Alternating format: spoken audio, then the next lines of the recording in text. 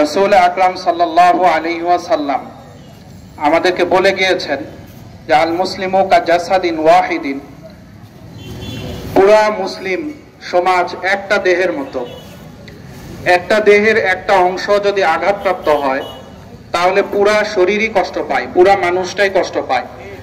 এমন না যে পায়ে আঘাত লেগেছে শুধু পা কষ্ট পাবে, ওই মানুষটা কষ্ট পাবে না, বিষয়টা এরকম নয়। কিন্তু আজকে আমাদের দুর্ভাগ্য যে সারা পৃথিবীতে মুসলমানদেরকে একা একা ধরে আলাদা আলাদা করে ধরে ধরে নির্যাতন করা হচ্ছে, নিষ্পেষণ করা হচ্ছে। তাদের সম্মান বলে কিছু নাই, মানবিক অধিকার বলে কিছু নাই। যেই জাতি বন জঙ্গলের হায়াওয়ান জানোয়ারকে পর্যন্ত রক্ষণাবেক্ষণের দায়িত্ব নেয়, সেই জাতি গণহারে ফিলিস্তিনের বিভিন্ন দেশের মুসলমানদেরকে হত্যা করে এবং এই হত্যার জন্য তাদের ভিতরে কোনো ন্যূনতম অনুশোচনা নাই, অনুতাপ নাই। এবং এই চুক্তি ভঙ্গ করে, যুদ্ধবিরতির যে চুক্তি হয়েছিল সেই চুক্তি ভঙ্গ করে তারা নতুন করে আবার এই রমজান মাসে রোজাদার মুসলমানদের উপরে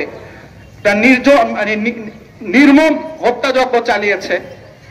এই অবস্থায় তারা কতটা নিষ্ঠুর হলে, কতটা অমানবিক হলে, কতটা নির্দয় হলে, কতটা পশু সুলভ মানসিকতা হলে এইটা নিয়ে আবার আনন্দ মিছিল বের করতে পারে।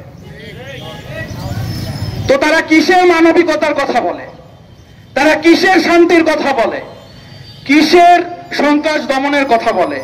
এই ইহুদি নাসারাদের সন্ত্রাস দমন, শান্তি প্রতিষ্ঠা, এইসব ফাঁকাভুলি, এইসব কথার অসারতা এখনো যদি আমরা মুসলমানরা বুঝতে না পারি তাহলে আমাদের যে বোকা জাতি পৃথিবীতে নাই। আমরা স্পষ্ট ভাষায় বলে দিতে চাই, শুধু ফিলিস্তিনের মুসলমানরা একা না, সারা পৃথিবীর মুসলমান এক দেহের মতো, সারা পৃথিবীর মুসলমান একটা শরীরের মতো। আজকে যদিও মুসলমানরা বিচ্ছিন্ন অবস্থায় আছে, কিন্তু যতই এভাবে অন্ধকার ঘনিয়ে আসে, ভোর সকাল ততই কিন্তু নিকটবর্তী হয়ে আসে।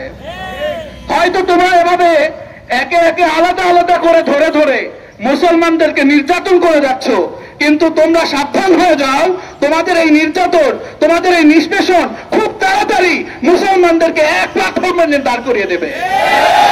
ওই দিন কিন্তু তোমরা পালানোর জায়গা পাবে না, ওই দিন তোমাদেরকে পিছিয়ে মারা হবে, ওই দিন আল্লাহর আযাব থেকে তোমরা রক্ষা পাবে না।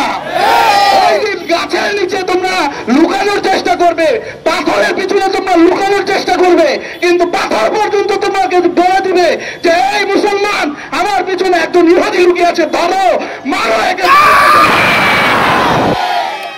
সাবধান হয়ে যাও, সাবধান হয়ে যাও। ইহুদি নাসারারা, তোমরা সবসময় প্রতারণা করে এসেছো। নিজের ভাইয়ের সাথে প্রতারণা করেছো, বাবার সাথে প্রতারণা করেছো, ইয়াকুব আলাইহিস সালাতু ওয়াস সালামের সাথে প্রতারণা করেছো, ইউসুফ আলাইহিস সালাতু ওয়াস সালামের সাথে প্রতারণা করেছো। তোমরা প্রতারক জাতি, গোটা পৃথিবী জানে। তোমাদের এই প্রতারণা, তোমাদের এই মুখোশ উন্মোচিত হয়ে গেছে। সময়ের অপেক্ষা, শুধু সময়ের অপেক্ষা। মাতা নাসরুল্লাহ, কখন আসবে আল্লাহর সাহায্য? আলা ইন্না নাসরাল্লাহি করিব। শুনে রাখো মুসলমান, আল্লাহর সাহায্য খুব নিকটে, খুব নিকটে, খুব নিকটে। ওয়া আখিরু দাওয়ানা আলহামদুলিল্লাহ। লাইক তাকবীর, আল্লাহু আকবার, আল্লাহু আকবার, আল্লাহু আকবার। এটা নিহুর দুই গেলে,